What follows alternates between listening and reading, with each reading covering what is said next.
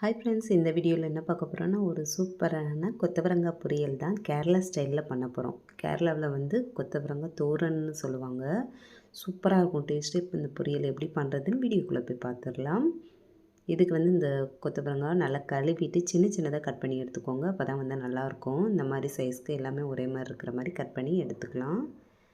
First இதை வந்து வேக வைக்கணும். அதுக்கு கொஞ்சமாக தண்ணி சேர்த்துருக்கேன். தண்ணி நல்லா சூடானதும் இந்த கட் பண்ணி வச்சுருக்க காய் வந்து இது கூட சேர்த்துக்கலாம். சேர்த்துட்டு கொஞ்சமாக உப்பு சேர்த்துட்டு மூடி போட்டு வச்சிடலாம். ஒரு 5 நிமிஷம் நல்லா வேகட்டும். அதுக்குள்ளே இந்த பொரியலுக்கு தேவையான தேங்காய் அரைச்சி எடுத்துக்கலாம். ஒரு கைப்பிடி அளவு துருவின தேங்காய் சேர்த்துக்கிறேன். அது கூடவே 4-5 சின்ன வெங்காயம், காரத்துக்கு ஏற்றப்பல பச்சை மிளகாய், கொஞ்சமாக ஜீரகம், கொஞ்சம் மஞ்சள்தூள் இவ்வளவு சேர்த்துட்டு கொஞ்சமாக தண்ணி சேர்த்துட்டு கொஞ்சம் கொரகொரப்பாக அரைச்சி எடுத்துக்கலாம். தேங்காய் வந்து உதிரி உதிரியாக இருக்கணும். தண்ணி வந்து நிறைய சேர்த்துடக்கூடாது. இந்த அளவுக்கு அரைச்சி எடுத்துக்கலாம். அதுக்குள்ளே வந்து காயும் நல்லா வெந்துருச்சு. கொத்தவரங்காய் வந்து நல்லா வேகணும். இந்த மாதிரி அமைக்கி பார்த்தோம் அப்படின்னா நல்லா வெந்துருச்சு. அது வந்து தண்ணி இல்லாமல் எடுத்து வச்சுக்கலாம். இப்போ ஒரு கடாயில் எண்ணெய் சேர்த்துருக்கேன். எண்ணெய் நல்லா சூடானதும் கடுகு உளுந்து போட்டு தாளிச்சிக்கிறேன். அது கூடவே ஒரு கொத்து கருவேப்பிலை, ஒரு காஞ்ச மிளகாய் சேர்த்துருக்கேன். இது கூடவே ஒரு பெரிய வெங்காயத்தை பொடியாக கட் பண்ணிவிட்டு சேர்த்துக்கலாம். இதெல்லாம் ஓரளவு வதங்கட்டும்.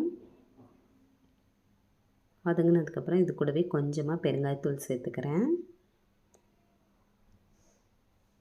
சேர்த்துட்டு இப்போ வந்து இந்த அரைச்சி வச்சுருக்க தேங்காய் வந்து இதில் சேர்த்துக்கலாம். தேங்காய் சேர்க்கும் போது அடுப்பு சிம்மில் இருக்கட்டும். அப்படி இல்லைன்னா அடியில் பிடிச்சிரும். ஒரு 2-3 செகண்டுக்கு நல்லா தேங்காயோட பச்சை ஸ்மெல் போகிற அளவுக்கு நல்லா கலந்து விட்டுருங்க.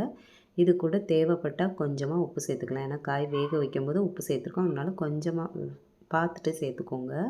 உப்பு சேர்த்துட்டு நல்லா கிளறி விட்டுட்டு இப்போ அந்த வேக வச்சுருக்க கொத்தவரங்காய் வந்து இதோட சேர்த்துட்டு நல்லா கலந்து விட்டுட்டு ஒரு 5 நிமிஷத்துக்கு மூடி போட்டு வச்சு இறக்கணும். அப்படின்னா சூப்பரான கேரளா ஸ்டைலில் கொத்தவரங்காய் பொரியல் வந்து ரெடி ஆயிரும்.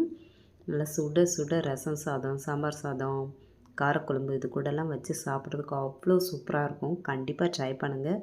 ரொம்ப ரொம்ப டேஸ்டான ஒரு பொரியல் ரெசிபி இது.